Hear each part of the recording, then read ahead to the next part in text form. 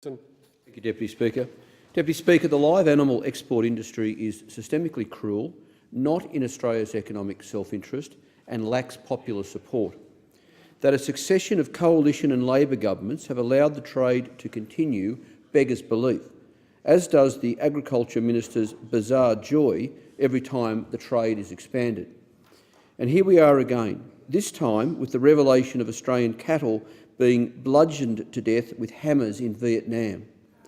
My God, Deputy Speaker, how many more exposés do we need before a government, any government, finally acts decisively to outlaw this vile trade?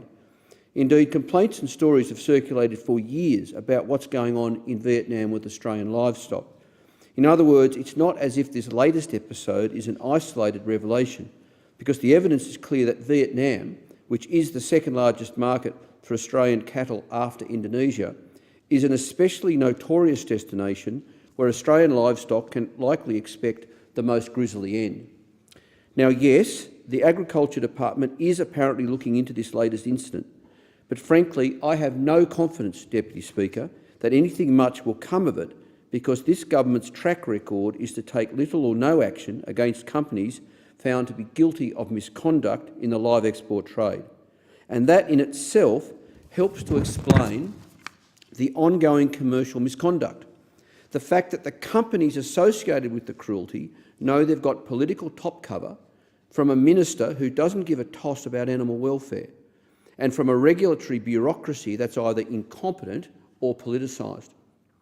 Ironically, the situation has got to the point where even some in the live animal export industry are starting to worry that the animal abuse is so widespread and that the stories about it so abundant that sooner or later something's got to give, and that would jeopardise the entire industry.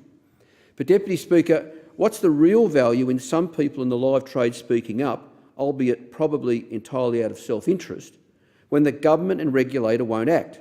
And this certainly seems to be the case if the recent report in the West Australian newspaper is accurate, which recounts all sorts of allegations involving Southeast Asian livestock services and Wellard, and everything from animal cruelty to commercial espionage to the arrest of some of the players by Vietnamese police, all of which is most alarming, perhaps trumped only by the silence from the government and the Agriculture Department, which suggests more disinterest and inaction.